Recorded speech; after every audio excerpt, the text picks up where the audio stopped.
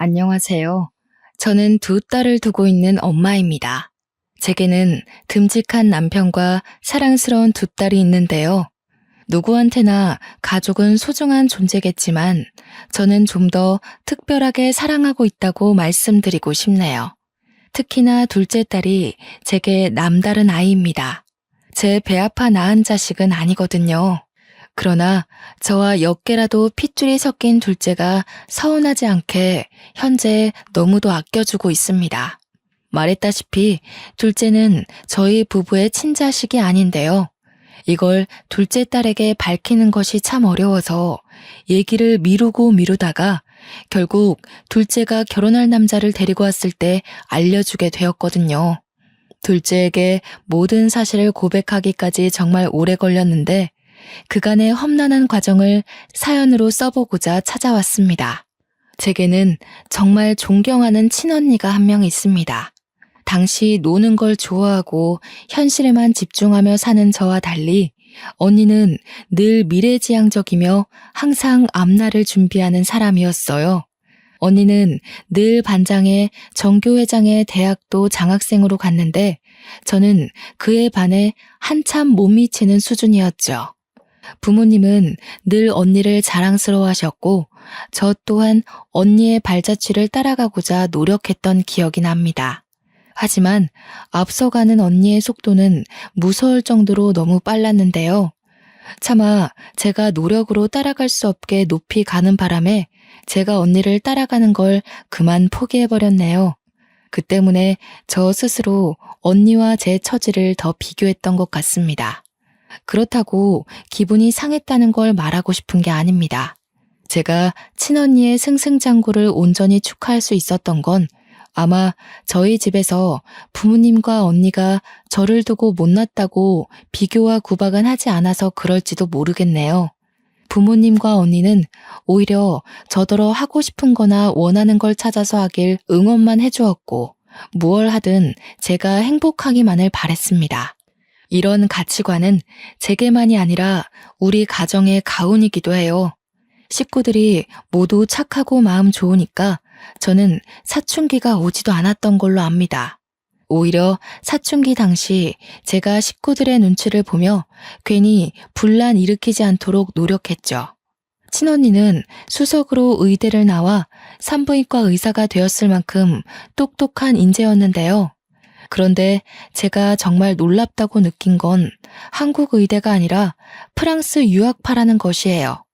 프랑스 의대생들 사이에서도 성적이 좋아서 교수님들의 관심을 한몸에 받은 걸로 알고 있습니다. 프랑스 유학을 끝내고 한국으로 돌아온 언니는 바로 국시를 친 뒤 레지던트부터 시작을 했는데 저는 이때만 해도 언니가 공부 괴물인 줄 알았어요. 공부에 임하는 자세도 저돌적인 데다가 언니가 시도만 하면 패스되는 시험들이 신기하기만 했거든요. 뭐든 척척 해내버리는 언니 때문에 초반에는 의사가 생각보다 되기 쉬운 일인가도 싶었네요. 아직도 부모님 집엔 언니의 프랑스 의대 졸업증과 의사 면허증이 자랑스럽게 진열되어 있습니다. 그런 화목한 분위기에서 성적 저조한 제가 기적적으로 대학을 가게 되었는데 언니에 비해 한없이 평범하고 어쩌면 보잘것없는 결과라지만 부모님과 언니는 무엇보다 기뻐해 주었어요. 제가 붙은 대학이 명성은 낮아도 원하는 전공을 택해서 간 것이기에 잘했다고 칭찬받지 않았나 싶네요. 제 전공은 다름 아닌 식품영양학과입니다.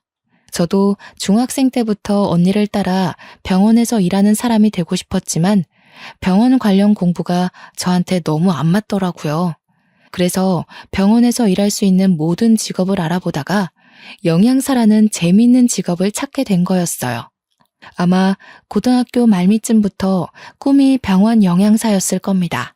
언젠가는 언니가 일하는 병원에서 일하는 영양사를 꿈꾸며 즐겁게 학교를 다녔습니다. 제가 대학 졸업을 앞두고 국시 준비에 들어갔을 때 언니가 결혼을 하겠다고 남자를 데려왔는데요. 언니를 많이 좋아했던 저는 그날 처음 보는 형부를 앞두고도 살면서 가장 많은 눈물을 보였습니다. 결혼식에서도 마찬가지로 제가 너무 많이 우니까 언니가 되래 자신이 울 기회가 없었다며 웃음을 보이기도 했어요. 저희 가족은 그만큼 끈끈한 정으로 묶여 있었죠. 사실 형부는 제 눈에 언니에 비해 한참 능력이 저조한 편이었습니다. 형부 직업이 당시 무슨 카페 사장이었는데요. 듣자 하니 언니가 일하게 된 병원 1층에 입점한 사장이라 했던 것 같아요. 아무래도 대학병원 입지다 보니까 매출은 좋았다고 했으나 솔직히 언니가 좀 아까웠습니다.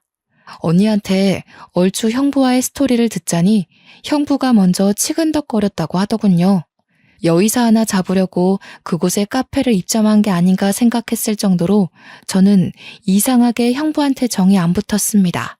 그보다 제게는 다른 고민이 하나 생겼는데요.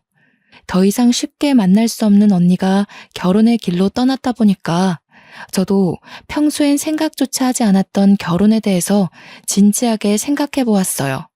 제가 제일 존경하는 사람이 친언니라서 언니가 하는 건 모두 따라하고 싶은 그런 욕구가 있었나 봅니다. 언니가 결혼하고 나서부턴 저 또한 결혼이 하고 싶은 거 있죠. 그래서 결혼한 언니를 따라 저도 당시 결혼을 무척 꿈이었던 걸로 알아요. 저는 취업의 첫 시작으로 어느 호스피스 병원의 영양사로 취직을 했습니다. 확실히 학교 공부와 실전은 천차만별의 차이가 나더라고요. 사회 일원이 되었는데도 제 몸은 아직 학생 신분에서 못 벗어나고 있는 거 아니겠습니까? 언니가 한참 레지던트 일로 힘들어할 때 제 눈에는 언니가 이미 어른이고 훌륭한 의사로 보였는데 언니가 매번 의사가 될 수 있을까 하면서 고민을 많이 했거든요. 아무리 노력해도 자기가 한참 부족한 것 같다면서요. 그게 그렇게 이해가 안 되었는데 막상 제가 직장인이 되어보니까 알겠더라고요. 세상이 너무 빨리 돌아가는 것에 비해 제 마음은 아직도 앳된 시절에 멈춰 있었어요. 때문에 언니와 통화하면서 직장 고민 때문에 많이 칭얼거렸던 걸로 기억합니다. 원래는 매번 제가 먼저 전화를 거는데 한날은 언니가 먼저 전화를 걸어온 적이 있었어요. 아마 그때가 제가 잠들 시간이었던 걸로 기억하는데요. 그날 언니를 끝까지 붙잡지 못한 것이 내내 제 가슴 한켠에 후회로 남아있어요. 전화를 받았는데 언니 목소리가 어딘가 모르게 이상한 겁니다. 꼭 온 사람처럼 불안하게 떨리는 소리였어요. 언니, 무슨 일 있어? 목소리가 왜 그래? 이 시간에 전화 안 하잖아. 설마 오늘도 집에 안 들어가고 야근이야? 근데 목소리가 우는 소리 같은데? 만나서 얘기해줄게. 오늘만 너희 자취방에서 자도 될까? 허락만 해주면 나 지금 바로 출발할 생각이거든. 언니가 지내는 신혼집과 저의 자취방은 무려 1시간이 걸리는 거리였습니다.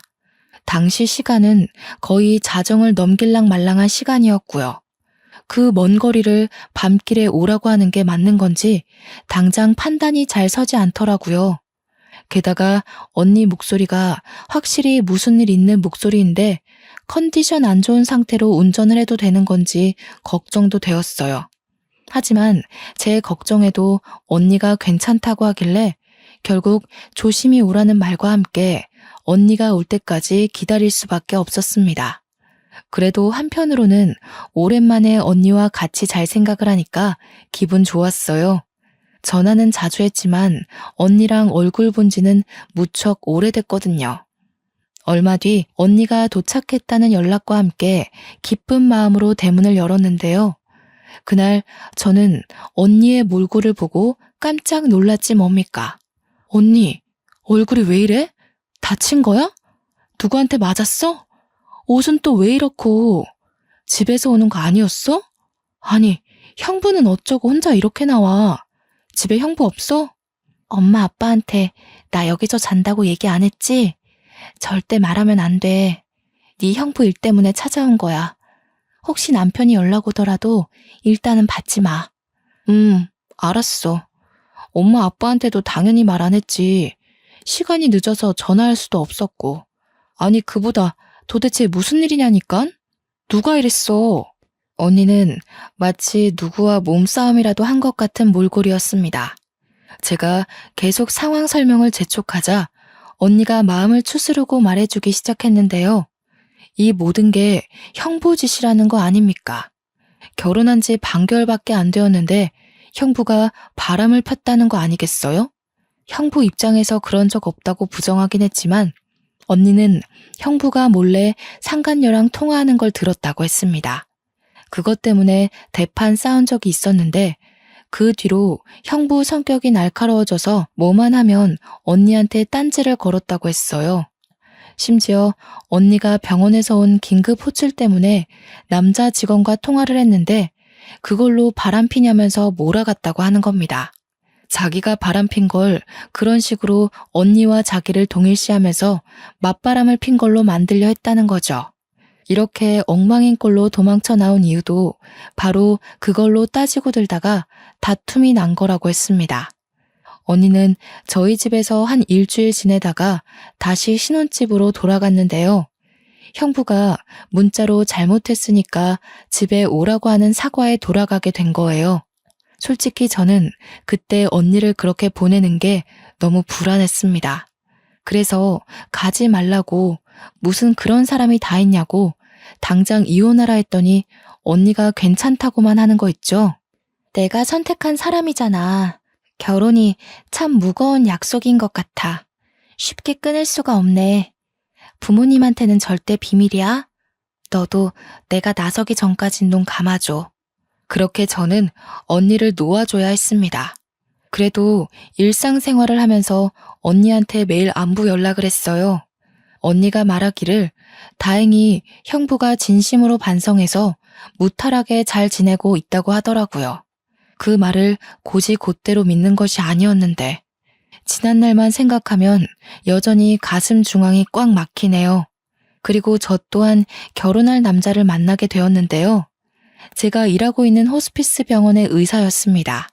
저와 무려 8살 차이가 났지만 그냥 보기만 했을 땐 저와 또래로 보일 만큼 젊어 보였어요. 그렇게 생긴 인연으로 저는 결혼을 하게 되었고 언니와 형부도 결혼식에 와서 축하를 많이 해줬습니다.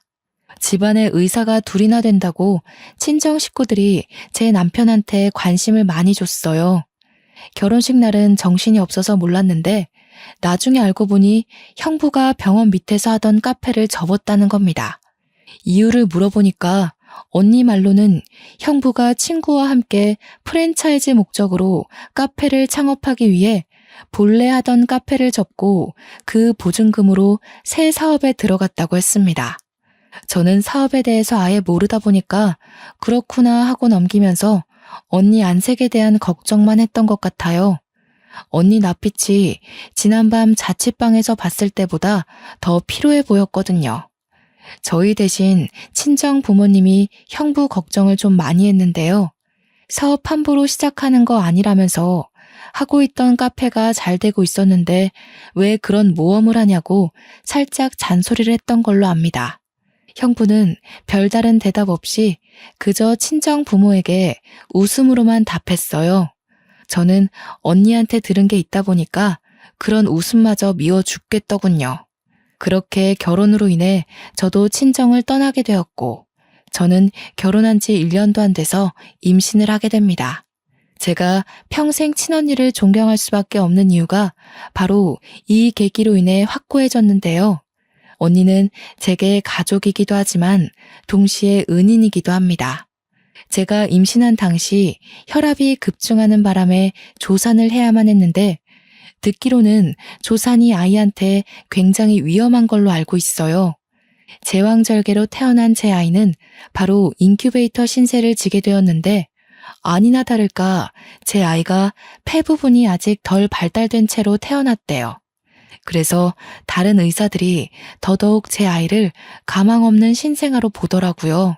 저는 아이를 한번 안아보지도 못하고 신생아 집중치료실로 보내야만 했고 그 심정은 정말 온 세상이 무너질 정도로 괴로웠습니다. 저를 위로하는 식구들이 보이지 않을 정도로 가슴 앓이를 꽤 했네요. 저는 언니가 일하는 산부인과에서 아이를 낳았어요. 그래서 언니가 특히 제게 많은 위로를 해주었습니다. 또 의사로서 제 아이를 살리기 위해 포기하지 않는 노력까지 직접 보여주었죠. 다른 의사들이 저희 언니를 보며 고개를 내저었고 다른 교수님까지 와서 언니를 따로 불러 면담을 했을 정도로 제 아이는 가망이 없는 아기였거든요. 저한테는 언니가 제 아이를 살릴 수 있는 마지막 지푸라기인 셈이었지만 모두가 나서서 제 아이를 살리기 어렵다고 하니 한편으론 언니한테 헛수고를 시키는 게 아닌가 싶어 미안할 지경이었습니다.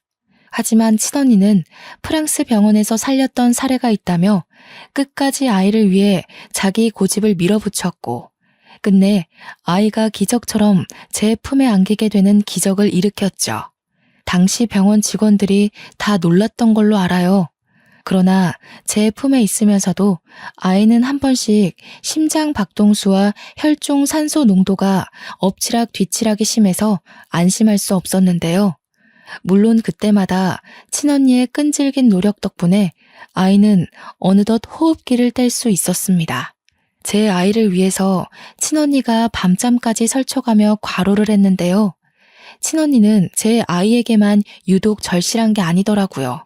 직접 눈으로 보니까 어느 신생아한테나 진심을 다하는 의사라는 걸 금방 알 수 있었어요. 너무 존경스럽고 멋진 의사라고 생각했지만 문제가 하나 있다면 부부관계에 소홀했다는 거예요. 일에 미친 사람이라고 욕먹으면서까지 친부랑 싸우는 일이 많았던 걸로 압니다.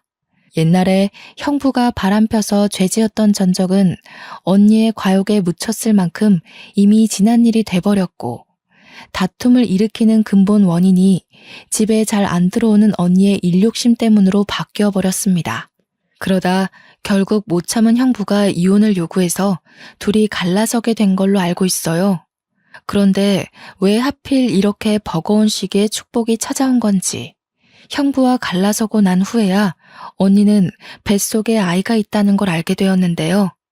너무 걱정이 되었던 건 언니는 배가 불러 티가 날 때까지도 휴직을 안 내고 일을 했어요. 그 때문에 언니 체력은 바닥날 대로 바닥이 났죠. 그래서일까요?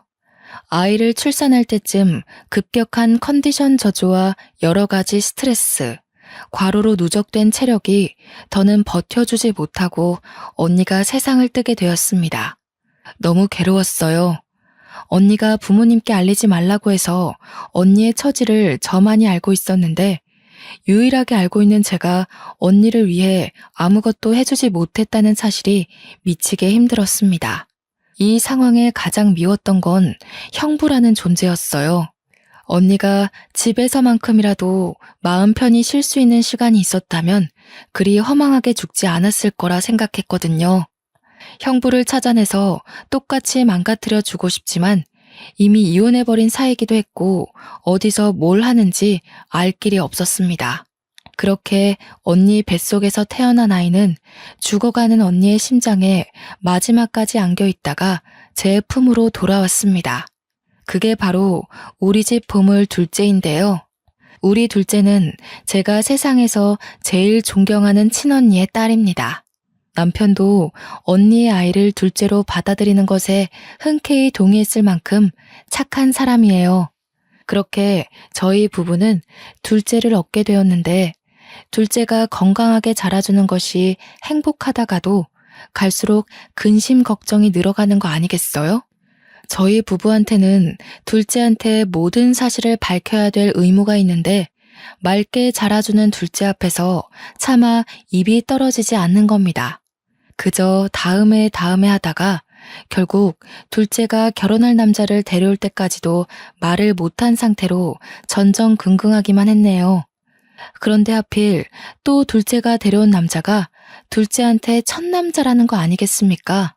딸들의 연애 사정은 부모가 간섭할 일이 아니라고 생각해서 일부러 묻지 않았는데 첫 남자와 결혼하겠다고 덜컥 고백하는 둘째를 보고 좀 많이 당황했습니다.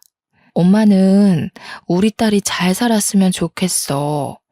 헤프게 남자를 만나보라는 건 아니지만 그래도 첫 남자의 바로 결혼은 좀 생각해보는 게 좋을 것 같은데? 아빠도 좀 걱정이 되는구나. 우리 딸이 선택한 남자니까 그 친구가 괜찮다는 건 충분히 알겠어. 하지만 그래도 이건 좀 섣부른 점이 있지 않나 싶은데. 나도 생각 없이 결정한 거 아니야. 결혼할 사람에 대한 확신이 있어서 그래. 저희 부부는 둘째 고집에 못 이겨 결국 남자친구를 한번 데려와 보라고 했고, 그 주 주말 저와 남편은 딸 남자친구를 처음 대면했습니다. 딸 남자친구는 사람이 둥글둥글하고 웃음이 많아서 사람 자체가 나쁘지 않기는 했습니다. 그래서 당시 같이 식사하는 내내 분위기가 좋았어요.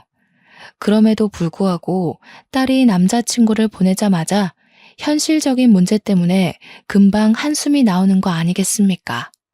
엄마, 아빠, 표정이 왜 그래? 내 남자친구 마음에 안 드는 점 있었어? 솔직하게 말해주면 남자친구랑 조율해보도록 할게. 그런 건 아니야. 인상 참 좋아 보이고 모난 곳 없이 잘한 것 같더라. 그런데 딸이 결혼을 하게 되면 남자 집안에서도 우리 집 사정을 알아야 할 것 같으니까 걱정돼서 그래. 난 또 뭐라고. 우리가 못 사는 집도 아닌데 뭘 그런 걸 걱정해. 남자친구 집안에 정치하는 사람들 많은데도 나 되게 환영해주더라. 둘째 딸은 제가 경제력 때문에 걱정한다고 봤지만 차라리 그 문제였다면 일이 크게 가슴이 미어지진 않았을 겁니다. 결혼을 앞두게 되었으니 더 이상 미룰 수 없잖아요. 저와 남편은 그날 바로 둘째의 친모에 대해서 모든 걸 알려주었죠. 최대한 둘째가 상처받지 않게 조심히 말을 했습니다. 실은 내가 네 엄마가 아니라 이모야. 그동안 말 못해서 미안해. 말해야지 하면서도 엄마가 이렇게 용기가 없었다. 우리 딸 상처받게 하려고 자식으로 받아들인 게 아닌데 한솔이 너가 상처받을 게 두려워서 엄마가 너무 망설였어. 차라리 더 빨리 얘기했다면 둘째가 덜 충격이었을까요? 역시나 둘째는 저와 남편의 장황한 설명에도 이렇다 할 반응을 보이지 않았습니다. 둘째의 나이 30을 바라보는 시점에서 딸은 자기가 입양된 아이란 사실을 알게 되었는데 당연히 상처가 될 수밖에 없겠죠. 부모인 줄 알았던 사람들이 사실은 이모와 이모부라니 누가 그걸 단번에 이해할 수 있겠습니까? 그 아픔을 감히 가늠조차 할 수가 없어서 저와 남편은 마냥 둘째의 대답만을 기다렸는데요. 장난치는 거야? 남자친구가 그렇게 마음에 안 들었어? 아무리 그래도 어떻게 이런 식으로 거절을 해. 거짓말하는 거지? 겨우 내비친 둘째의 반응은 부정과 어리둥절한 얼굴이었어요. 당장 어떤 반응을 보여야 하는지도 몰라 계속 멍 때리는 표정이었습니다. 저와 남편은 이왕 밝히게 된 거 숨기는 거 없이 모두 보여주기 위해 제 친언니 사진과 샛노랗게 물들어버린 옛날 언니의 초음파 사진, 그리고 산부인과 출산 기록까지 들고 와서 둘째에게 내밀었습니다. 둘째를 저희 부부 호적에 올린 확인서까지 모두 빠짐없이요. 한솔이 친엄마는 정말 훌륭한 산부인과 의사였어. 프랑스 가서 유학 생활도 했을 만큼 유능했거든. 우리 한솔이가 그렇게 대단한 엄마한테서 태어난 거야. 너무 늦게 알려줘서 미안해. 그동안은 엄마가 너무 겁을 먹었던 것 같아. 그래서? 이걸 말해주는 이유가 뭔데? 나 엄마 아빠 딸 아니니까 그만 떠나라는 거야? 결혼까지만 부모님 노릇해줄 테니 나더러 세상에도 없는 친엄마한테 가라고? 아니야. 엄마가 너를 왜 보내? 우리가 너를 얼마나 온 마음 다해서 키웠는데. 넌 누가 뭘 해도 내 자식이야. 그건 엄마가 이 사실을 밝혔다고 해서 달라지는 건 없어. 그럼 왜 갑자기 이걸 말해줘? 차라리 끝까지 모르게 하지. 어쩔 수 없이 알게 될 때까지 모르고 살게 하지. 왜 이제 와서 알려줘? 나 무섭게 왜 이래? 혹시라도 결혼하고 난 뒤 이 사실이 밝혀지면 남자 쪽에서 사기 결혼으로 걸고 넘어질까봐 더 이상 미룰 수가 없겠더라고. 엄마 아빠가 너무 이기적이었어. 미안하다 딸아. 유치원 때 이후로 한 번도 둘째가 겁에 질려 오는 걸 본 적이 없는데 얘기가 다 끝나고 나니까 둘째가 어쩔 줄 몰라 하며 눈물을 보이더라고요. 그 모습을 보니 너무 가슴이 아파서 말없이 둘째를 안아줬습니다. 그리고 저와 남편은 연차를 내고 둘째를 데리고서 친언니가 안치되어 있는 납골당을 찾아갔어요. 그 안에는 우리 둘째와 똑 닮은 친언니가 웃고 있는 사진이 있었고, 그 옆으로 둘째의 어릴 적 사진부터 교복 시절과 대학을 졸업한 사진까지 놓여 있었습니다. 자식을 보고 싶어 할 언니의 마음을 조금이나마 위로하기 위해서 제가 마련해 둔 건데요. 옛날부터 유독 둘째 사진을 많이 찍어둔 이유가 다 언니에게 바치기 위해서였죠. 언니, 내가 한솔이한테 너무 늦게 말해서 이제야 데려왔어. 미안해. 우리 한솔이 너무 예쁘게 자라줬지? 누굴 닮았는지 손재주가 얼마나 섬세한지 몰라. 언니가 직접 우리 한솔이 손도 잡아보고 해야 되는데 더 잘 키우지 못해서 항상 미안해. 너무 보고 싶다, 언니야. 제가 언니 앞에서 결국 눈물을 보였는데 그때까지도 둘째는 실감하지 못하는 얼굴이었습니다. 아마 사실을 안 지 이틀 만에 이 모든 걸 감당하기엔 벅찼던 것 같아요. 저는 둘째에게 주려고 그간 차마 주인 손에 쥐어주지 못했던 돌반지를 건넸어요. 네 엄마가 너 가졌을 때 얼마나 기뻐했는지 아니? 체력이 한참 떨어졌을 텐데도 네 초음파 사진만 보면서 그렇게 힘내서 웃던 사람이었어. 반지도 너 돌되면 줄 거라고 태어나기도 전에 사놓은 건데 네 손에 한번 쥐어주지도 못하고 저렇게 외롭게 가버렸다. 둘째는 손에 쥔 그 반지 때문에 사실을 조금씩 현실을 받아들이는 듯 했습니다. 그러더니 둘째도 그 반지를 보고 결국 영문 모를 눈물을 흘리더군요. 친언니 유구람 앞에서 처음으로 남과 같은 친모에게 엄마라고 부르는 둘째의 모습을 보니 제가 언니의 자식을 이제야 데려온 것이 한없이 후회가 되지 뭡니까? 언니가 이 순간을 얼마나 기다렸을까 싶더라고요. 언니한테 너무 미안했고 또 딸에게도 진짜 엄마에게 엄마라고 부를 수 있는 기회를 늦추게 만든 것 같아 죄스럽기만 했네요.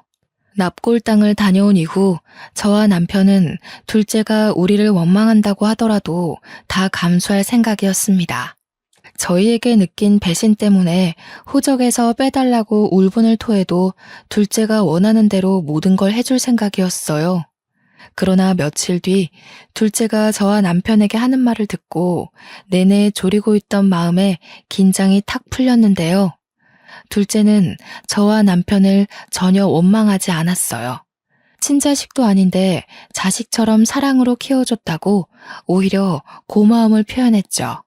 제가 밝힌 모든 사실이 그동안 받은 사랑에 대해 반감을 일으킬 만한 문제는 아니라고 하면서 자기를 버리지 말아달라고 하더라고요. 엄마가 어떻게 너를 버리니?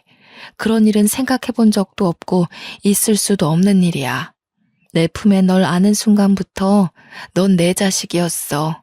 오히려 우리가 고맙다. 엄마 아빠를 받아들여줘서 너무 고마워. 집에 돌아와서 둘째가 좋아하는 밥상을 차려주며 훨씬 더 애틋한 시간을 보내었습니다. 첫째 또한 집안에 있었던 사실을 알고서 직장에 반차를 내고 지방에서 올라왔어요. 첫째는 둘째가 친동생이 아니라는 거 진작 알고 있었거든요.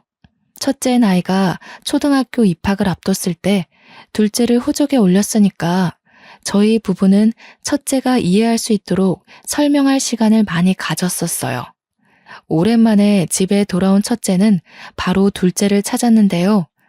둘째를 보자마자 따뜻하게 안아주는 거 아니겠습니까? 단 한순간도 너를 사촌으로 생각한 적 없어. 넌 처음부터 내 친동생이었고 앞으로도 나한테 하나밖에 없는 소중한 친동생이야. 그러니까 너 딴 생각하면 안 돼. 알겠지? 둘째는 첫째의 진심에 또 한 번 눈물을 흘렸습니다. 원래도 가족이었지만 우리는 한 번 더 가족의 정을 단단히 할 수 있는 시간이 되었어요. 둘째는 한동안 마음을 추스르느라 남자친구와의 만남도 미뤘는데요. 그러다 남자친구에게 자신의 사정을 고백했다고 했고 그 뒤로 저희 딸과 상견례 날짜를 조정했습니다. 상견례 자리에 가기 전까지도 혹시 예비 사돈 집안이 우리 둘째의 남다른 처지를 탐탁치 않아 하면 어쩌나 걱정 많이 했어요. 그런데 제가 걱정했던 부분이 무용지물이었을 정도로 정말 어처구니 없는 상황을 직면하게 되었는데요. 먼저 와 있는 사돈 식구들을 보고 저는 자리에 앉지도 못한 채 놀랐지 뭡니까. 제가 아주 잘 아는 사람 한 명이 사돈 쪽 좌석에 앉아 있는 겁니다.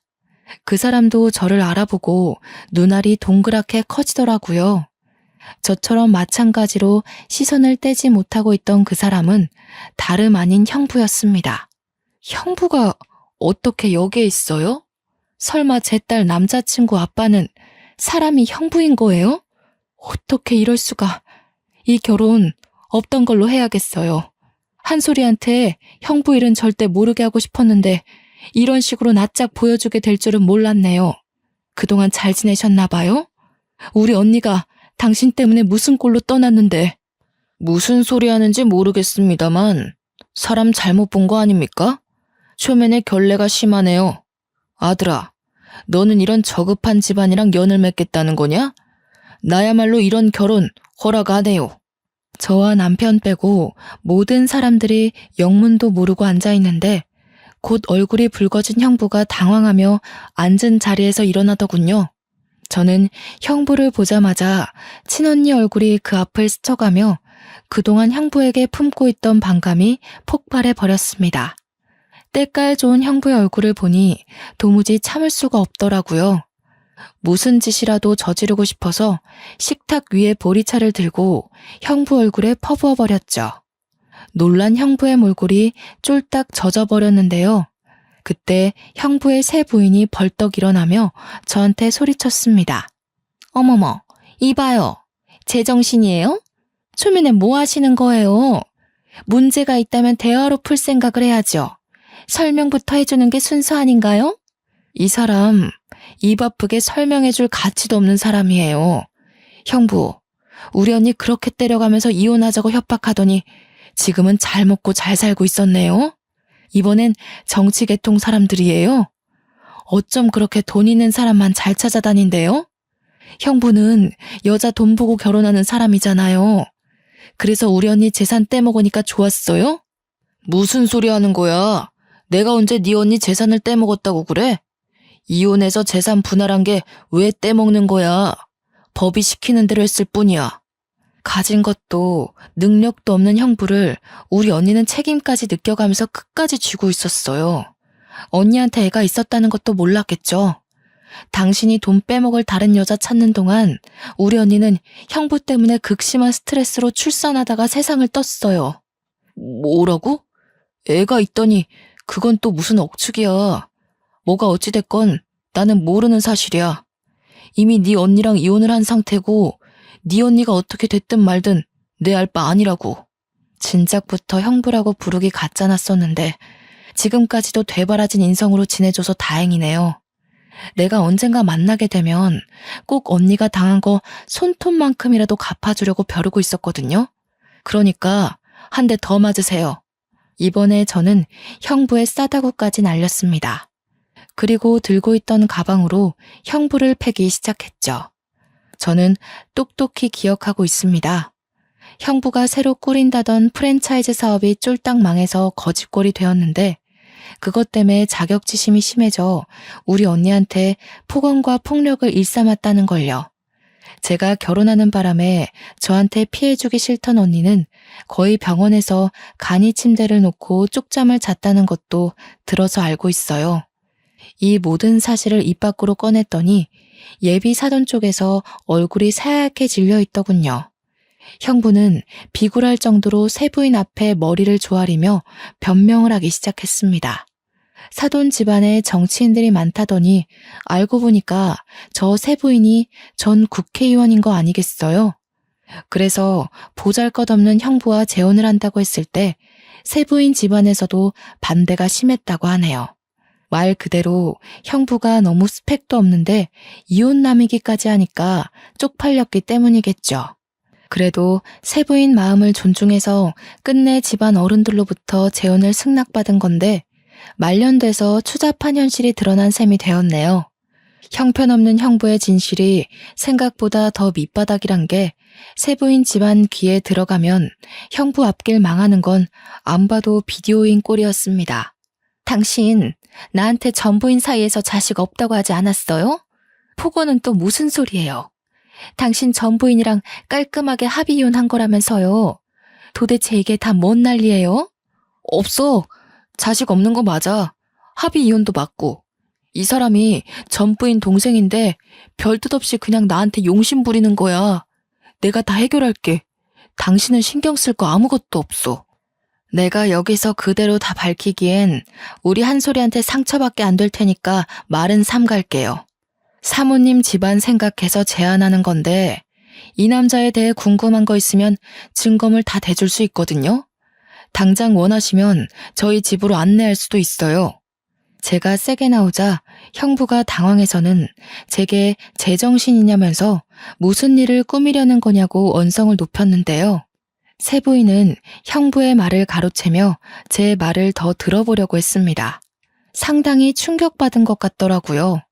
세부인도 나름대로 머릿속을 정리할 시간이 필요했는지 다음날 연락 달라고 하면서 제게 명함 하나 주고서 자리를 먼저 떠났습니다. 형부가 세부인 뒤를 급하게 쫓아갔지만 놓쳤는지 차였는지 금세 다시 돌아와서는 저를 어떻게 해보려고 손찌검하려고 했어요. 남편이 아니었다면 정말 한 대 맞았을지도 모르겠네요. 우리 언니가 저 더러운 손바닥에 참 많이도 고통을 받았겠죠. 제가 일으킨 파장은 둘째 딸뿐만 아니라 남자친구까지도 놀라게 만들었는데요. 특히 딸 남자친구가 자기 애인과 서로 의분남매였다는 사실에 벙쪄 있더군요. 그러나 마찬가지로 얼떨결에 친아빠를 보게 된 셈인 둘째 딸의 반응은 조금 달랐습니다. 둘째도 자기 엄마에 대한 애착이 있었던 건지 제 남편과 힘을 겨루고 있는 형부에게 가서 지갑으로 뒤통수를 한 대 후려치더라고요. 형부가 당황해서 둘째를 보는데 형부 또한 둘째가 자기 친자인 걸 눈치껏 알아본 것 같았어요. 내 몸속에 아저씨 피가 섞여 있다는 게 진짜 저주스러워요. 엄마가 아저씨 얘기는 숨기길래 별로 알고 싶지도 않았는데 오히려 알게 된 게 다행이네요. 하마터면 아저씨 같은 인간의 며느리가 될 뻔했잖아요. 세아가 네가 어떻게... 이건 뭔가 잘못됐어. 너희들 나 하나 몰락시키자고 전부 다 짠 거 아니야? 어디서 소설 같은 이야기를 만들어서 밀어붙여. 아저씨만 봐도 우리 엄마라는 사람이 얼마나 외로웠을지가 느껴지네요. 얼굴도 못 보고 보낸 우리 엄마 생각해서라도 제 기억에서 아저씨 얼굴을 싹 지워버려야겠어요. 앞으로 아저씨 인생에 웃는 날은 영영 없었으면 좋겠네요. 다신 보지 맙시다. 둘째는 자기 남자친구한테 이별을 통보한 채 저희를 데리고 자리를 떴습니다. 상견례가 그렇게 파토난 것이 꼭 제 탓인 것만 같아서 저는 둘째한테 사과했습니다. 그러니 둘째가 뜻밖의 사실 말해주더군요. 내가 남자친구한테 내 사정 다 말해줬다고 그랬잖아. 그런데 남자친구 반응이 좀 시원찮더라고. 차라리 잘 됐어. 나도 찝찝해서 이 결혼을 하는 게 맞나 살짝 고민했거든. 딸 남자친구가 둘째한테 그럼 고아인 셈 아니냐고 그렇게 물었다네요. 사람은 한마디 두마디 뱉는 게 결국 그 사람 인성이라고 아마 그 발언이 딸 남자친구의 본색이 아니었을까 싶어요. 사실 누구나 좋은 사람인 척, 너그러운 척 연기하는 건 쉽잖아요. 저는 다음날 연락을 달라고 했던 형부의 세부인에게 고민하다가 문자를 넣었습니다. 세부인은 집에 돌아온 형부와 한바탕 다툼을 벌인 것 같더라고요. 정말로 제게 증거물을 다 요구했어요. 저는 우편으로 형부에 관한 모든 사실과 언니가 형부 폭력 때문에 경찰에 신고했던 이력까지 보태어 붙였습니다. 며칠 뒤 세부인한테서 다시 연락받은 문자에서 결국 둘 사이가 끝내 동결났다는 소식을 전달받았는데요. 형부는 세부인 집안 어른들한테 저급한 취급당하며 찍소리도 못한 채 이혼을 강요받았다고 합니다. 꼴 좋다고 생각하면서도 한편으로는 빈털터리로 쫓겨난 형부가 우리한테 보복을 하려고 길을 쓰고 찾지 않을까 뒤늦게 걱정이 되더라고요. 다행히 1년이 지난 현재까지 그 꼴을 다시 본 적은 없네요. 원래도 연락으로 알 길이 없던 사람이다 보니까 어디서 뭐라고 사는지 전혀 몰라요. 그러나 감히 제가 추측하자면 이젠 능력 좋은 여자 만나서 인생 펴기엔 너무 늙어버렸지 않나 싶어요. 때문에 분명 밑바닥 신세를 피하지 못하고 망가졌겠죠. 자기 주제도 모르고 많은 걸 탐내다 보니 주머니가 감당 못하고 터져버린 거 아니겠어요? 그 사람은 진작 밑바닥을 기었어야 할 처지인데 그나마 가지고 있던 젊음이라는 카드 한 장만으로 참 길게도 버텨오지 않았나 생각이 듭니다. 마음 같아선 다신 제게 못하도록 생을 뜨게 만들고 싶단 생각도 했었지만 아마 우리 언니가 저를 그리 괴로움 속에 살게끔 내버려두지 않았을 것 같아요. 그 남자에게 가장 힘이었던 능력 좋은 아내한테 버림받게 했으니 그걸로 반은 갚아줬다 생각하렵니다. 다신 보는 일 없길 바라나 혹시라도 또 만나게 되는 날이 온다면 저는 똑같은 방법으로 그 남자가 밑바닥 생활을 청산하지 못하게 발목을 잡을까 해요. 그 남자가 저에게 겁을 먹고 평생을 트라우마로 기억하며 무너지길 바랄 뿐입니다.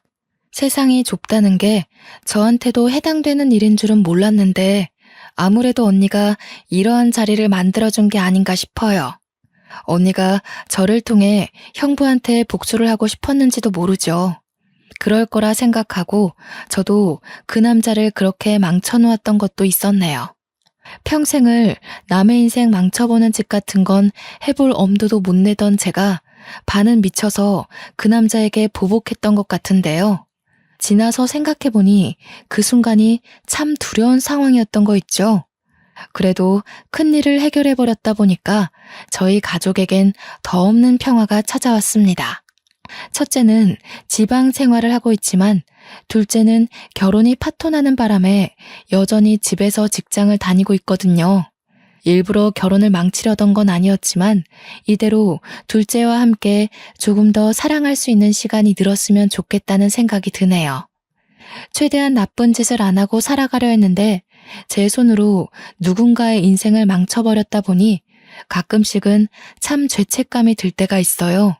이 감정은 상대가 원수건 말건 상관이 없는 기분인 것 같아요. 그때마다 착한 제 남편이 곁에서 위로해주지만 그럼에도 이렇게 한 번씩 올라오는 감정들이 있네요. 이 사연을 쓰면서도 제 감정이 화가 났다, 자책했다, 정신없이 날뛰었답니다. 이마저도 제 스스로가 극복해야 할 숙제로 남겠죠. 부디 언젠가 친언니와 함께하는 날이 다시 오게 된다면 언니한테 칭얼거리고 싶어요. 처한 현실들이 너무 힘들었지만 언니 생각 하나로 모든 걸 이겨냈었다고 말입니다. 아마 심성 고운 제 언니는 오히려 저더러 고생 많았다고 사과를 하지 않을까 싶네요. 이 시간 내내 제 딴에는 참 길었던 사연으로 느껴집니다.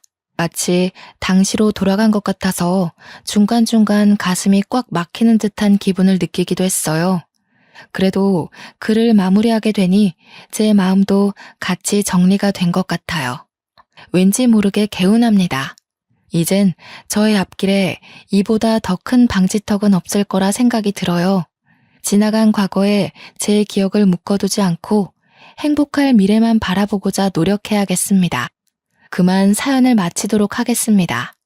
감상해주신 분들 모두 행복하길 기원할게요.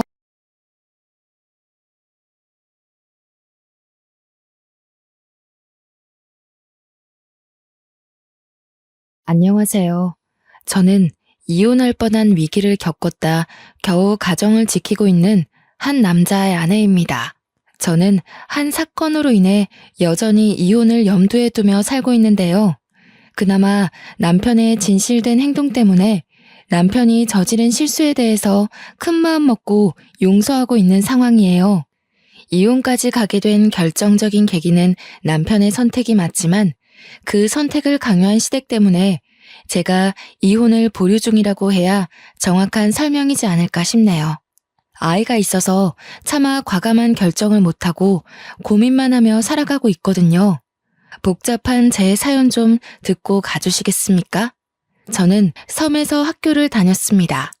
저와 남편의 인연은 중학교 동창으로 시작되어 다 큰 성인이 될 때까지 길게 만나온 사이였어요. 주위에서는 당연히 저희 둘을 이미 결혼할 사이로 보고 대했습니다. 저희가 서로 사랑하는 마음에서 장기간 연애를 해온 것도 있지만 주위에서까지 그렇게 봐주니 남편 옆에는 내가, 제 옆에는 남편이 있는 게 더욱 당연한 존재가 되어버렸고 저희도 모르게 무언가를 시도하거나 구매할 때 등 서로를 당연하게 찾는 경우에 적응되어 갔죠. 저희는 결혼하기 전까지도 계속 서로의 집을 자기네 집처럼 들락거렸습니다. 제가 대학 간다고 같은 곳으로 따라온 남편과 자취방조차 같은 건물로 잡으며 동거 아닌 동거 같은 삶을 지속했었어요. 교복을 벗고 나서도 저희는 어딜 가나 눈에 띌 정도로 붙어 다니는 세트였기 때문에 사람들은 저희와 제대로 친분을 쌓기 전부터 우리한테는 짝이 있으니 따로 사적인 마음을 금지하자라는 수식이 붙기도 했어요. 남편이나 저에게 관심 있어서 접근한 이성들도 저희 둘의 연애 기간을 알게 되면 감히 끼어들지를 못할 정도로 가까운 관계였습니다. 그렇게 내내 같은 울타리 내에서 생활하던 저희도 처음으로 서로 떨어져서 생활하게 되었던 시기가 있었는데요. 바로 대학을 졸업하고 취업했을 때였습니다. 근무지가 다르다 보니 어쩔 수가 없더군요. 하루 6시간 이상 얼굴 안 보고 떨어져 있어 본 적은 처음이었습니다. 저와 남편이 대학 때 전공이 달랐는데 그래도 본 건물은 같아서 팔 뻗으면 닿을 곳에 있었거든요. 그때는 딱히 전공이 다르다는 것도 못 느꼈을 정도로 중고등학교 때랑 크게 다른 생활은 없었어요. 그러나 근무지는 저희가 여태 지내왔던 것에 비해 거리가 좀 있었는데 자차로 20분 걸리는 정도의 거리였습니다. 잠깐 점심시간에 만나는 것도 애매한 시간이라 퇴근해야만 만날 수 있는 사정이 되어버린 거죠. 그렇다 하더라도 저희 둘은 따로 불안감이란 게 없었습니다. 저희는 예전부터 서로에 대한 신뢰가 높았고 또 퇴근하면 남편이 꼬박 저를 데리러 왔으니까요. 저희는 서로 직장을 다닌 지 3년 정도 만에 결혼을 준비하게 되었어요. 혼수는 안 하기로 이미 저희가 결정해버린 일이라서 결혼하기 전에 집 한 채는 준비해서 시작하느라 시기가 좀 늦었습니다. 나이 30이 되고 나서야 결혼을 발표하게 되었는데 주변에서 저희더러 결혼할 줄 알았다며 드디어 하냐고 짐 빠지게 기다리고 있었다네요. 저희에게 결혼이라는 것은 그리 긴장감 있는 일은 아니었지만 그래도 우리 사이에서 뭔가 색다른 변화가 일어나는 것 같아 약간은 설레었던 기억이 남아있어요. 긴장감이 없었던 건 저희 둘 말고도 양가 어른들 또한 마찬가지였는데요. 상견례 또한 그냥 동네 주민이 오랜만에 만나서 하는 수다 떠는 분위기로 진행이 되었습니다. 저랑 남편이 섬에서 만난 인연이잖아요. 당연히 양가 부모님들도 섬에서 알고 지냈던 사이일 수밖에 없지 않습니까? 상견례에선 거의 옛날 얘기나 요즘 근황 등을 묻는 시간으로 가득 보냈습니다. 가영이가 이렇게 많이 컸구나. 완전 아가씨가 다 됐네. 세월 참 빠르다. 섬에서 우리 성일이랑 같이 밥 먹으러 들락거렸던 때가 엊그제 같은데 왜 아니겠어요? 우리 집에도 성일이가 자주 와서 밥 먹고 가고 그랬었는데 그때 둘이 만난다는 얘기는 소문으로 들었지만 이렇게 길게 만나올 줄은 정말 상상도 못했네요. 근데 어째 성일이는 학교 다닐 때보다 더 큰 것 같다? 클 때 됐지요. 그때가 언젠데 아직도 중학생만 할까? 그래서 가영이 식구들은 그동안 어떻게 지내셨대요?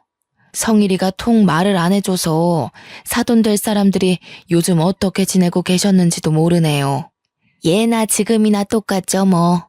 먹고 살기 바쁘고 또 가영 아빠가 곧 퇴직이라 제가 이번에 아르바이트 하나를 구했거든요. 이제는 이 일보다 제가 집 나가는 날이 많지 않을까 싶어요. 성일이네는 횟집 장사 잘 되죠? 우리도 뭐 똑같지. 예전보다는 관광객들이 많아져서 매출이 오르긴 했는데 그것도 성수기 때나 그래. 이제 성수기도 다 갔고 그냥 뭐 문만 열어놓고 있어. 상견례 치고는 꽤 아수라장 시장통 같은 대화였던 걸로 기억합니다.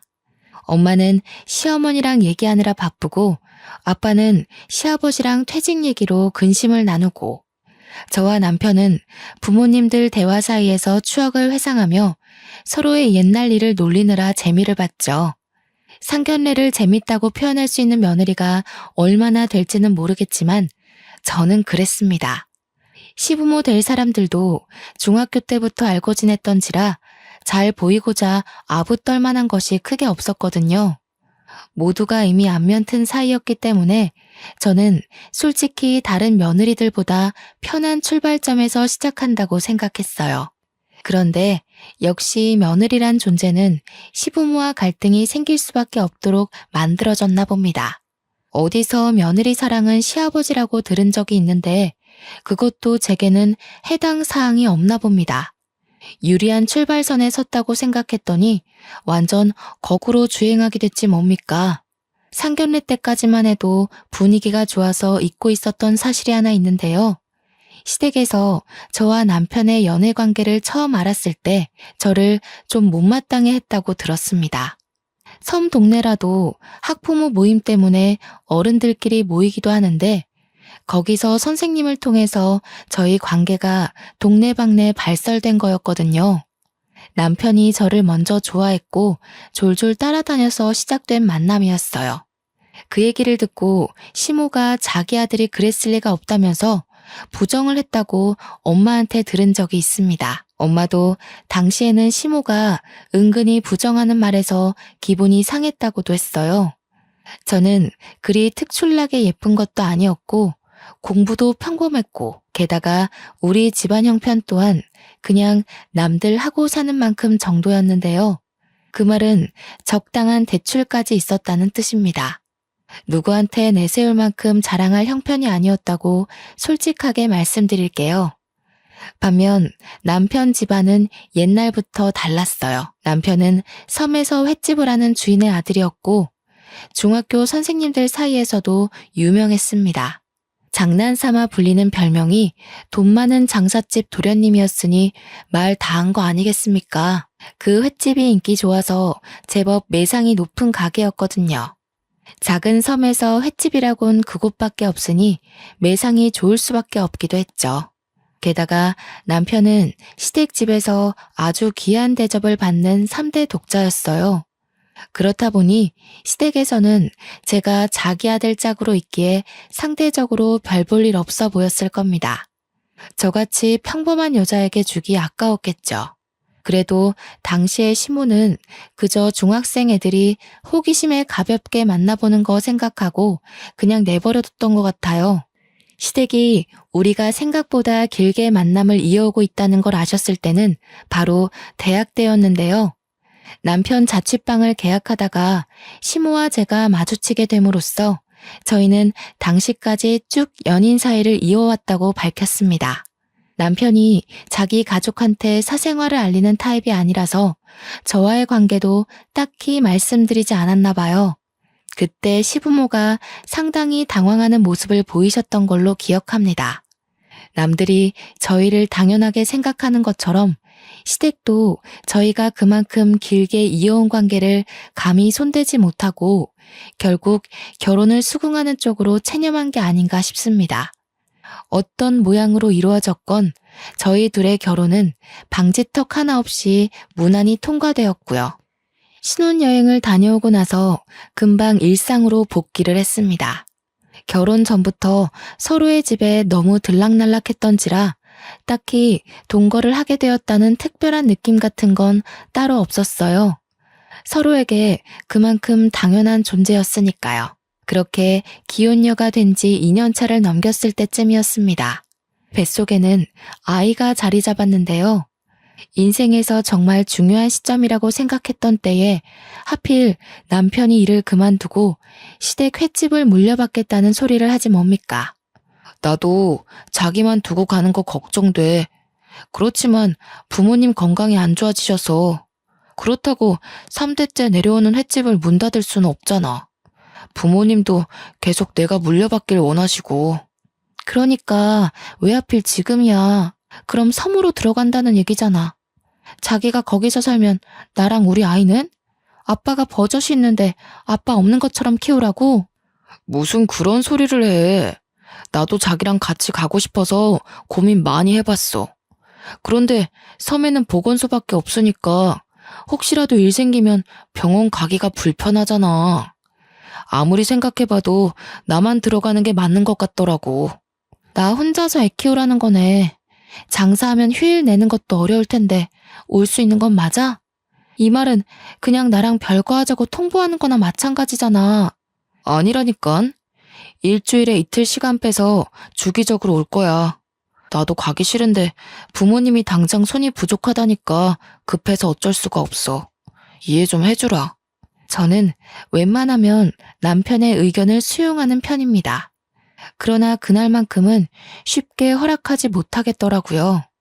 가게 사정이 급한 거 알겠지만 다른 방법을 찾을 순 없었나 싶으면서 남편이 미운 겁니다.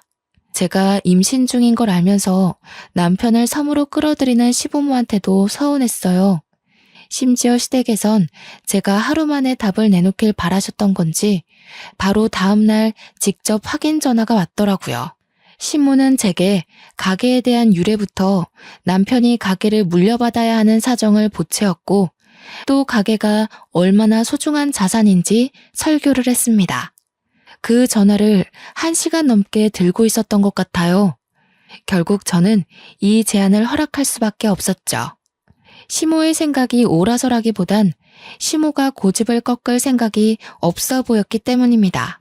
시모 얘기를 듣다 보니 느낀 건데 어머님은 제게 의논을 하고자 연락을 한 것이 아니라 통보를 하기 위해서 연락을 해온 거더군요. 그래도 제 뱃속의 아이를 자신의 손주라고 생각하긴 했나 봅니다. 남편이 섬으로 들어가는 대신 기간은 제가 출산을 하고 나서로 합의 봐줬어요. 남편이 아니었다면 서러워서 출산 과정에 우울증이 왔을지도 모르겠네요. 남편은 미안함 때문인지 저를 극진히도 보살펴 주었습니다. 원래도 배려가 많은 사람이긴 했다만 떠나기 전까지 유난히 제게 맞춰주고 어르고 달래주었죠. 덕분에 제법 안정된 마음으로 무사히 출산을 할 수 있게 되었습니다. 그리고 남편은 떠나버렸어요. 미혼일 때는 다른 근무지에서 일하더라도 하루 한 번 꼭 만났던 사이였는데 이렇게 장기간 떨어져 있어 보는 건 또 처음이었습니다. 결혼하고 부부가 된 그 당시 저는 남편과의 관계에 대해 큰 공허함을 느꼈어요. 생활비는 남편이 꼬박 보내줘서 제가 육아휴직 들어갔더라도 경제 부분에선 문제되는 게 없었습니다. 그래도 남편이 하루에 한 번은 꼭 영상통화를 걸어줬어요. 시모 말대로 장사가 제법 바쁜가 보더라고요. 아이를 보는 남편의 얼굴이 갈수록 수척해지는 듯 했습니다. 많이 힘들어? 자기 갈수록 얼굴이 안 좋아지는 것 같아. 간지 1달밖에 안 됐는데 왜 이렇게 살이 빠졌어? 밥은 제대로 챙겨 먹고 있는 거야? 그럼 잘 챙겨 먹고 있어. 바빠서 그렇지 뭐. 그래도 우리 보물이 보니까 힘이 난다. 보물아, 아빠가 돈 많이 벌어서 좋은 거 많이 해줄게. 건강하게만 자라줘. 보물이는 제 아이의 태명입니다. 첫 임신 소식을 들었을 때 남편이 보물을 얻은 기분이라고 해서 짓게 된 태명이었죠. 멀리 떨어져 있더라도 남편의 노력 덕분에 저는 적적한 마음과 우울감을 견딜 수 있었는데요. 그래서 남편이 자리를 잡기만 한다면 다시 저희 가정이 제가 꿈꿔왔던 가족의 모습으로 이어질 거라고 봤어요. 허나 뜻밖인 곳에서 문제가 되기 시작했는데요. 바로 남편의 방문 빈도였습니다. 한 1년까지는 남편이 약속했던 대로 꼬박꼬박 집에 왔거든요. 그러나 아이가 2발로 걷기 시작할 무렵부터는 다음 주에 갈게. 미안해. 장사가 너무 바빠서. 지금 성수기잖아. 이 같은 소리를 꼭 입버릇처럼 하며 집에 오는 발길이 점점 줄어들었죠. 작년에는 성수기 없었어? 작년이랑 올해랑 당신 태도가 너무 다르잖아. 나 서운해지려고 그래. 당신 바빠서 재촉하고 싶지 않은데 애한테는 지금 되게 중요한 시기야. 의사도 부모랑 상호 신뢰관계가 중요하다고 그랬어. 정말 미안해. 나도 최대한 시간 빼서 가보려고 하는데 부모님만 두고 일 빼기엔 그만한 여유가 안 돼. 자기가 이해 좀 해줘. 우리 태욱이 키우려면 돈 많이 모아야 되니까. 벌써 2달째야. 이러다 얼굴 까먹겠네. 태욱이가 아빠 있는지도 모르고 크겠어. 다음 주에는 꼭 오는 거지? 나 저녁거리 사놓고 기다린다. 오, 알겠어. 다음 주에는 꼭 가. 미안해. 내가 내일 또 연락할게. 바빠서 끊어야겠다. 엄마가 또 부르네. 그렇게 다음 주가 되었으나 남편은 오지 않았습니다. 2~3번은 바빠서 그렇다고 100번 양보해 줄 수 있었지만 당시에는 3달째 넘어가는 날짜였어요. 더 이상은 바빠서라는 이유만으로 눈 감아주는 게 어렵더라고요. 예전까지만 해도 해명으로 들리던 남편의 말이 이젠 거짓말로 의심까지 되었습니다. 이대로 있다간 제가 의부증이라도 걸릴 것 같아서 저는 결국 섬에 한번 찾아가 보기로 큰 결심 먹었죠. 아이를 안고서 배를 타고 1시간이나 걸리는 섬으로 들어갔습니다. 근 20년 만에 오는 고향이었어요. 남편 횟집은 바닷가를 끼고 있는 위치에 있는데요. 섬이 제주도처럼 큰 게 아니다 보니까 선착장에 내리면 저 멀리 남편의 횟집이 바로 보이거든요. 그런데 저는 그곳을 보고서 제 눈을 여러 번 의심했지 뭡니까? 횟집까지 가까이 다가가는 내내 온갖 생각이 머릿속에서 휘몰아쳤지만 그래도 남편을 믿고자 직접 2눈으로 목격하기 전까진 오해를 하지 않으려고 했어요. 그러나 제가 가게 앞에 도착했을 때 저는 그동안의 남편 행실에 대해 전부 의심을 하게 되었어요. 가게에는 손님이 줄을 서기는커녕 아예 임대로 건물을 내놓은 상태였습니다. 문 앞에 멍하니 서서 하얀 종이 위에 까만 글씨를 한참이나 쳐다봤는데요. 그때 옆에서 작은 슈퍼하던 아줌마가 나와 보더니 저를 발견하곤 말을 걸어왔습니다. 그 횟집 안 하는데? 오래전에 다른 곳으로 이전했어요. 들어오는 사람이 적다 보니까 횟집이 있어도 장사가 영 그랬지 뭐. 저기 한참 위쪽으로 올라간다고 그랬던 것 같은데. 슈퍼 아줌마는 제가 중학교 때 빵 사 먹으러 자주 들리면서 봤던 주인 아줌마였어요. 여태 일을 하고 계셨는지 몰랐는데 워낙 여전하셔서 간만에 봐도 알아보겠더라고요. 아줌마는 저를 바로 못 알아보다가 제가 이름을 말해주며 아는 척하니까 뒤늦게 알아채더군요. 섬 동네가 작아서 당시 학부모님들이 아닌 웬만한 어른들까지도 저와 남편의 관계를 알고 있었어요. 결혼했다는 것도 당연히 소문 듣고 알았을 겁니다. 그때는 시부모가 섬에서 장사를 하고 계셨기 때문에 섬 드릴 청첩장을 시댁 쪽에서 전부 돌리기로 했거든요. 아이고, 가영이 네가 애를 낳았구나. 어머나 세상에 예쁘기도 하지. 한번 안아봐도 되겠니? 어쩜 이렇게 토실토실 예쁘게도 생겼나 몰라. 저도 아줌마가 반가웠던지라 흔쾌히 아이를 넘겼고 잠깐 제 사정을 뒤로한 채 한참이나 아줌마의 근황을 여쭙고 대화를 나눴습니다. 그러다 자연스레 물꼬를 터서 다시 횟집 이야기까지 돌아오게 되었는데요. 저는 그 기회를 틈타 횟집 사정을 제대로 묻게 되었죠. 성일이 집 가게 안 한 지 많이 오래됐어요? 제가 들은 얘기가 없어요. 어머님한테 듣기로는 이 섬에 관광객이 더 늘었다고 하던데요. 제가 묻고자 하는 의도는 다른 부분이었는데 정작 아줌마는 엉뚱한 곳에서 고개를 기울지 뭡니까. 제 질문에 어리둥절해하면서 지금 성일이 엄마를 두고 어머님이라고 한 거냐고 묻는 거 아니겠어요? 잠깐만. 설마 이 아이가 저 횟집 핏줄이니? 성일이랑 너 계속 만나고 있었던 거야? 고등학교 나가면서 헤어진 줄 알았는데 아니었어? 네? 그럴 리가요. 저랑 성일이 결혼했잖아요. 소식 못 들으셨어요? 어머님 쪽 통해서 청첩장 전해드린 걸로 아는데요. 어머님 말로는 주민들 모두 육지까지 나오는 게 번거로워서 결혼식 참석은 못 하셨다고 들었어요. 뭐라고? 청첩장은 무슨 휴지 조각 한 장도 본 적이 없다. 저 횟집 아줌의 말로는 니들 둘 이 섬 나가면서부터 진작 갈라섰다고 들었어. 다들 그냥 그러려니 했지. 조그만 애들 둘이 연애했다가 깨지는 게 뭐 대수는 아니니까. 당최 이게 무슨 말인가 싶었어요. 저와 남편이 섬을 나간 건 아줌마 말대로 고등학교 입학을 하면서부터였습니다. 이 섬에는 고등학교가 없기 때문이었죠. 물론 다들 저와 남편이 내내 연애를 해왔다는 거 모를 수도 있는 부분입니다.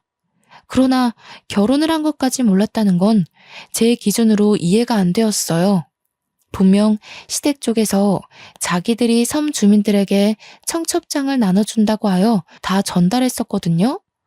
그런데 저희가 결혼했다는 사실을 아무도 모르고 있다뇨. 슈퍼 아줌마가 놀란 것처럼 저 또한 당황하여 이게 무슨 상황이지 싶었습니다. 제가 아무 말도 못하고 있자 아줌마가 덧붙이는 말이 있었는데요. 이제서야 기억이 나네. 맞아. 저 집 인천 바다 쪽에 간다고 했었어. 그게 한 2년 됐나? 그때 이전하는 이유가 성일이 결혼 때문이라고 그랬거든. 성일이랑 만나는 여자가 인천 쪽에 산다고 해서 간다고 그러더라. 결혼이요? 인천 사는 여자랑 결혼할 거라 그랬다고요? 저희 어머님이 직접 그러시던가요? 혹시 성일이도 이 부분에 대해서 알고 있어요? 제가 전혀 몰랐던 표정이라 아줌마도 말하는 내내 눈치를 보기 시작했어요. 아줌마는 다른 건 자세히 모른다며 자기도 그나마 옆집이라 슬쩍 물어봐서 대충 들었다고만 했습니다. 저는 카메라로 그 가게 사진을 찍고 아줌마께 인사를 전한 뒤 당장 그 섬을 빠져나왔어요. 그리고 남편한테 전화를 걸었습니다. 잠자리에 들 시간도 아닌데 남편이 받질 않더군요. 무슨 생각이었는지 모르겠지만 저도 그때 제정신이 아니었던 듯해요. 무작정 섬을 나오고 나서 바로 인천 가는 버스를 탔는데 아이 생각을 못하는 바람에 중간에 내려서 아이 먹을 식품을 구매하고 다시 버스를 탔던 기억이 납니다. 그리고 저는 계속해서 전화를 안 받는 남편한테 문자를 남겼습니다. 나 인천이라고. 그랬더니 남편한테서 한 30분 뒤에 전화가 오는 거 아니겠습니까? 너무 서글픈 거 있죠? 내내 연락 안 되던 사람이 그 문자 하나로 이렇게 전화가 오는 거면 제가 의심하고 있는 모든 것이 들어맞는 꼴이잖아요. 인천이라니? 장난치는 건 아닐 테고. 아무런 연고도 없는데 뜬금없이 거긴 왜 갔어? 태우기는?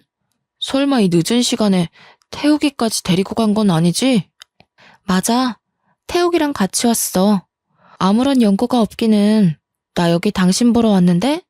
당신이 너무 바빠서 나한테 가게 이전했다는 말도 안 한 것 같길래 직접 찾아왔어. 옆에 어머님 아버님도 계시지? 무슨 소리야. 나를 찾는다면서 왜 인천으로 가? 이상한 소리 말고 얼른 집에 가. 그러다 태우기 감기라도 걸리면 어떡해. 당신은 정말 끝까지 나한테 말해줄 생각이 없었구나. 내가 이렇게까지 하면 솔직하게 말해줄 거라고 생각했는데 결국 비참한 꼴을 밝혀야 되겠어? 저는 남편에게 섬에서 임대로 내놓은 가게 사진을 전송했습니다.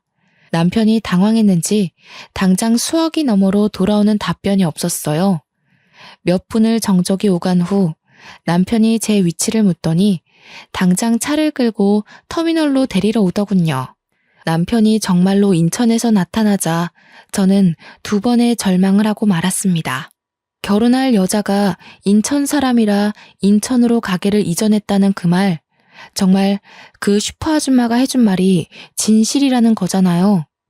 제게 허겁지겁 뛰어오는 남편을 보자마자 저는 싸대기를 날려버렸습니다. 네가 어떻게 이럴 수가 있어? 너는 안 그럴 줄 알았어. 20년을 만났는데 내가 아는 너는 다른 남자랑 다를 줄 알았다고. 결국 너도 바람이었니? 언제부터였어? 어머님이 내가 마음에 안 드니까 기어코 새 며느리라도 들이신 거야? 아니, 가영아, 내 말 좀 들어봐. 오해야. 네가 어디서 뭘 들었는지 모르겠는데 다 오해야. 내가 설명할 테니까 우선 차에 타자. 너 추워서 얼굴도 빨개졌네. 태우기도 이러다 감기 걸려. 가증스러워. 오해는 무슨 오해? 네가 인천에 있으면서도 나한테 입 번긋 안 한 것 자체부터가 다 진실이잖아. 내가 어디까지 확인해야 모든 걸 말해줄래? 정말 갈 때까지 가보자는 거야? 가영아, 네가 오해할 만하다는 거 알아.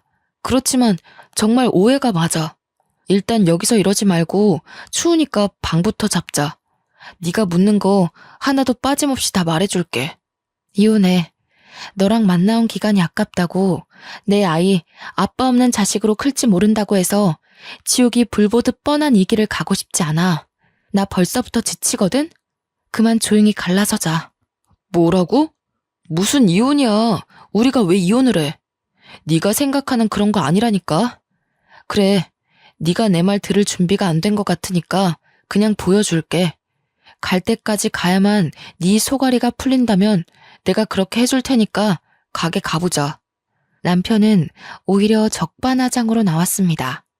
아니긴 뭐가 아니라는 건지 왜 저보다 더 억울해하는지 모르겠네요.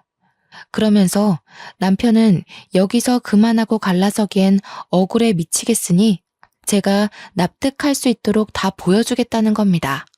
그때만 해도 저는 남편에게 서운한 감정밖에 없었습니다. 이미 들통나버린 거 차라리 무릎 꿇고 싹싹 빌기라도 할 것이지 끝까지 변명만 하는 모습에 정말 실망하고 말았죠. 갈 때까지 가보자는 남편의 완강한 의사 표현 때문에 저도 인천까지 온 김에 시부모의 뻔뻔한 해명이라도 들어봐야겠다고 생각했어요. 그렇게 고민하다가 결국 저는 남편을 따라 인천 바다 쪽으로 향했죠. 그곳엔 정말 시댁에서 운영 중인 횟집이 있었고 입구 앞까지 다가가자 입구 쪽 카운터에 웬 배부른 여자 하나가 있었습니다. 그 여자는 카운터에서 계산을 도맡고 있었어요. 그 순간 든 생각이 뭔 줄 아세요? 저 여자 뱃속의 아이가 제 남편과 관련이 있을 것만 같더라고요. 뻔한 현실을 마주하기가 덜컥 두려웠던 저는 더 들어가지 못하고 품에 안은 아기만 꼭 안으며 멈춰섰습니다. 그랬더니 남편이 제 아들을 대신 안아주면서 저를 붙잡고 다시 가게 안으로 인도를 해주었죠. 시모는 제가 손님인 줄 알고 인사를 하다가도 저인 걸 확인하자마자 들고 있던 물병 쟁반을 놓쳤어요. 몇 없는 손님들이 놀라서 시선이 집중되더군요. 가영이 네가 여기로 어떻게... 성일이 이 자식이 네가 기어코 며느리를 끌고 온 거냐? 엄마가 상황 정리될 때까지 기다리라고 했지? 어머님, 저를 앞에 두고도 그런 말씀을 하시는 거세요? 어머님께서 어떻게 이러실 수가 있어요. 제가 그렇게 마음에 안 드셨으면 진작에 이 결혼 반대하셨어야죠. 조용히 못해? 어디 남의 장사집에 와서 행패니? 남들 보기에 불성사납다. 장사 끝나고 얘기하게 저기 뒷방에 들어가 있어라. 미진아, 너도 오늘은 그만하고 퇴근해봐. 애 건강에 안 좋을라. 아니에요, 어머님. 곧 마감인걸요. 저는 괜찮으니까 마감까지 마치고 갈게요. 그런데 성일 오빠, 정말 오빠가 데려온 거예요? 왜요? 미진이 너가 신경 쓸 일 아니다. 미안하구나. 괜히 이런 정신없는 상황 겪게 해서. 오늘은 좀 일찍 마감하는 게 좋겠다. 이 이후로 손님 받지 말거라. 시모는 제게 별다른 해명을 시도조차 하지 않았습니다. 카운터에 있던 상간녀도 제가 직접 찾아오니 꽤 놀란 눈치였어요. 설마 싶었는데 정말 제 남편이랑 관련 있는 여자인가 보더라고요. 상간녀가 남편에게 많이 의지한 듯한 말투로 묻는데 남편은 그 여자를 거들떠도 안 봤습니다. 제 앞이라 표정 관리하는 거겠죠. 그 모습마저 어처구니가 없어서 남편이 더 꼴보기 싫더라고요. 그래서 남편 품에 있는 제 아들을 빼앗듯 데려왔습니다. 당신이 어떻게 살고 있었는지 충분히 알겠어. 고작 이런 거 보여주려고 그렇게 억울해했니? 도대체 내가 이 상황에서 이혼 말고 할 수 있는 게 뭐라고 생각하는데? 끝까지 들어줘. 이왕 이렇게 된 거 당신이 좀 놀라더라도 난 오히려 잘 됐다고 봐. 나도 피해자고 내가 여전히 사랑하는 여자는 너야. 엄마가 멋대로 인공수정시킨 저 여자애 해결하느라 널 신경 못 썼어. 여기까지 오게 해서 미안해. 이건 저도 못 들은 말이라서 놀랐습니다. 그 뒤로도 남편이 하는 말들은 가히 충격적이었는데요. 남편 집에 먼 팔촌 되는 친척에서 며느리로 들어왔다는 여자가 있었는데 그 여자의 남편이 난임이라 아이 갖기 어려웠대요. 그래서 제 남편한테 정자기증을 원했다는 겁니다. 저와 남편은 혹시 몰라서 20대 때 나란히 정자와 난자를 냉동 보관했었어요. 당연히 가족들의 동의를 구하고서 진행했던 일이라 식구들 모두 그 사실을 알고 있었죠. 그걸 기억하고 있던 시모가 남편한테 그 냉동 정자를 달라고 했다는 거 아니겠어요? 남편은 어처구니 없는 제안에 완강하게 거절을 했으나 시모가 너무 사정을 했고 그 상간녀까지 찾아와서 울고불고 비는 바람에 할 수 없이 허락을 했다고 합니다. 시모가 왜 그렇게 그 팔촌 며느리에게 신경을 썼냐 하면 며느리 집안이 또한 장사꾼 집안이라고 하더군요. 시댁과 똑같이 횟집을 하는 곳이래요. 이미 인천에서 자리매김하고 있는 가게라서 매출이 시댁보다 월등하다고 들었습니다.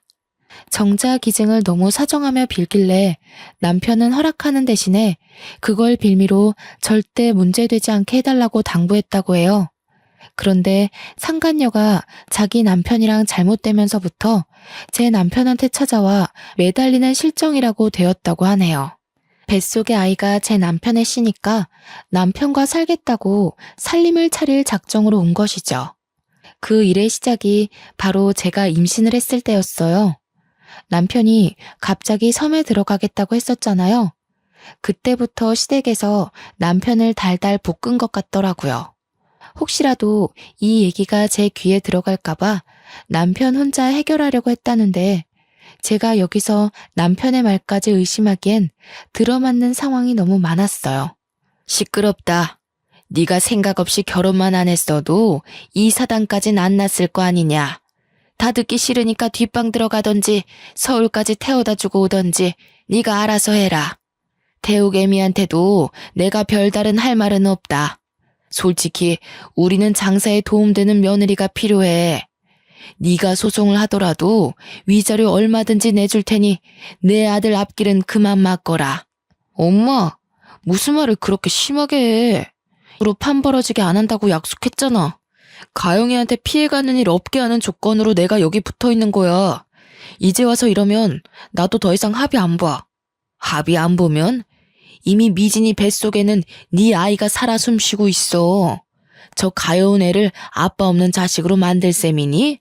그놈의 애정 타령은 어릴 때나 했던 걸로 충분하다.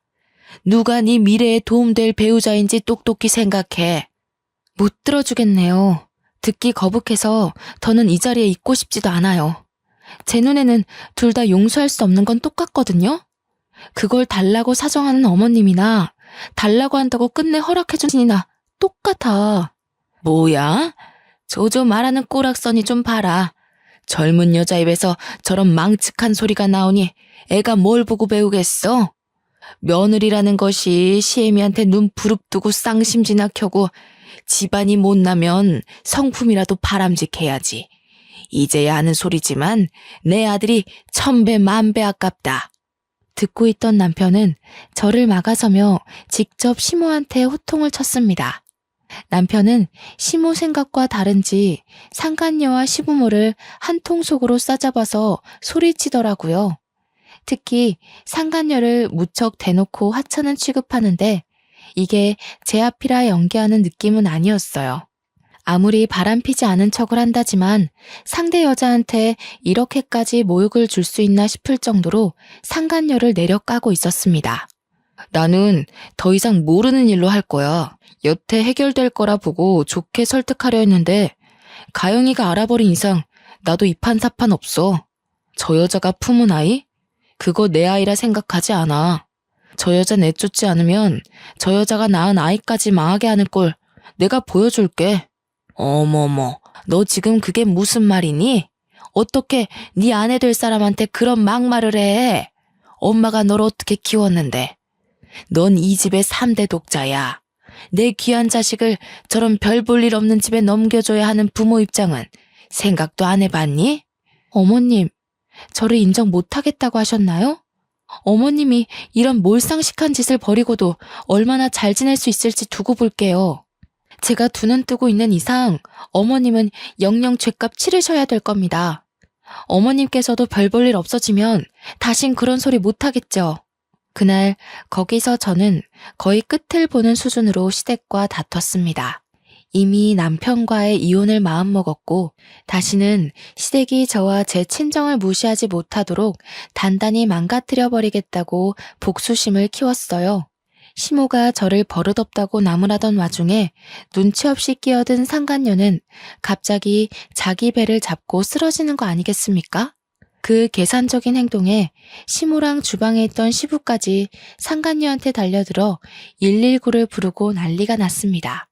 그 난장판인 와중에 상간녀와 눈이 마주쳤는데 그 순간 상간녀가 저를 쏘아보던 눈을 아직도 잊을 수가 없어요. 제가 본 눈빛 중 가장 표독스러운 시선이었거든요. 상간녀가 기가 막힌 연기를 하며 실려갈 때까지도 남편은 제 옆에서 꼼짝도 안 하고 있었는데요. 그저 우리 아들이 오니까 달래주기만 할 뿐이었습니다. 오히려 제가 남편의 눈치를 좀 봤었네요. 성일아, 뭐하니? 네가 보호자로서 같이 가줘야 될 거 아니야. 미진이 죽는다. 얼른 뛰어오지 못해? 그 여자 그러는 거 한두 번이야. 그리고 데려온 사람이 보호자여야지 누굴 떠밀어. 나는 가영이 데리고 서울 갈 테니까 다신 그 여자 일에 나 끼워 넣지 마. 그 여자랑 혼인관계도 아니고 가영이가 소송한다면 흔쾌히 도울 거야. 엄마 아빠가 저지른 일 나한테 떠넘기지 말고 알아서들 처리해. 듣고 보니 남편이 제게 억울하다고 했던 그 마음이 진심이더군요. 상간녀를 따라 병원을 간 사람은 결국 시모였고 손님 때문에 자리를 뜨지 못한 시부만이 다시 가게 안으로 들어왔습니다. 그런데 화가 난 채로 들어온 시부가 다짜고짜 남편의 싸다구를 때리는 게 아닙니까? 무책임한 놈. 내가 널 이렇게 키운 거니까 천벌을 받아 마땅하지. 어차피 천벌 같은 거 훈육이라 생각하고 몇 대 더 맞아라. 손님들도 와서 시부를 말릴 정도로 시부는 남편에게 손찌검을 서슴지 않았습니다. 저는 안고 있던 아이를 내려놓고 급하게 남편을 막아섰죠. 왜 이러세요, 아버님? 아버님도 그러시는 거 아니에요. 법으로 따진다면 아버님 지금 범죄자세요. 그렇게 아낀다는 아들까지 손수 그렇게 만드신 거라고요. 뭐가 떳떳해서 자식한테 손찌검을 하세요? 제가 이혼해주길 원하셨어요? 네, 소송해드릴게요. 그 결과를 모르고 벌인 일은 아닐 테니까요. 시부가 억누른 감정을 못 참고 제게도 손찌검을 하려는 걸 손님들 덕분에 차마 닫지 못하고 있었는데요. 그때 남편이 그대로 시부를 밀어버렸습니다. 남편의 힘에 시부 옆에 붙어있던 손님들까지 휘청거리며 넘어졌고요. 그러더니 남편은 저더러 무슨 이혼이냐고 자기는 절대 이혼할 수 없다면서 저한테 사정하기 시작하더라고요. 자기가 정자기증을 허락하는 바람에 이사단이 났지만 이혼만큼은 못한다고 나 없이 못 산다고 싹싹 비는데 제 마음이 줏대 없이 흔들리지 뭡니까? 그럼 당신 부모님이랑 연 끊을 수 있어? 나는 이제 당신 부모님 모시고 살 생각 추호도 없어. 그런데 당신이 부모님과의 연을 못 놓겠다면 난 당신 보고 못 살아. 차라리 당신이랑 좋았던 기억만 가지고 평생을 그리워하는 편이 나아. 저는 나름 최후의 수단이라고 생각하며 말했는데 남편은 눈물까지 보이면서 제게 넙죽 엎드렸습니다. 그러면서 당장 시부모와 연 끊을 수 있다고 자신도 이번 기회에 부모님께 많이 실망했다고 하더군요. 남편이 3대 독자이기 때문에 집에서 굉장히 중요한 존재인데 남편의 그런 발언은 듣고 있던 시부의 분노를 다시 돋우기에 충분했습니다. 제정신이냐? 고작 저런 여자 때문에 감히 천륜을 끊으려고 해?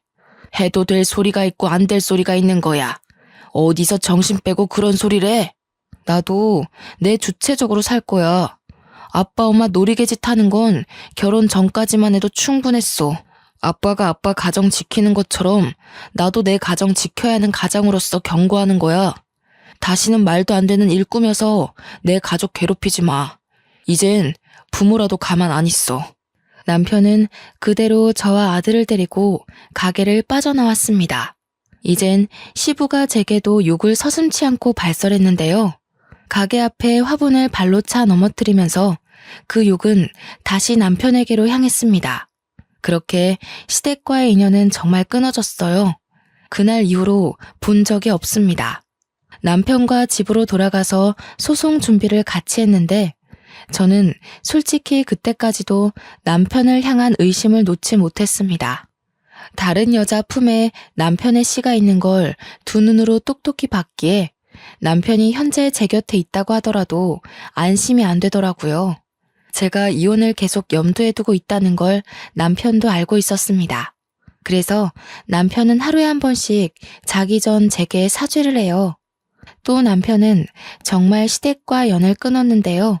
시댁이 찾아올 수 없도록 이사까지 준비를 하더군요. 그러면서 자신의 실수가 맞다고 매일같이 자책하며 반성하는 태도를 보이고 있어요. 그렇기 때문에 현재까지 더는 의심사는 행동을 하진 않습니다.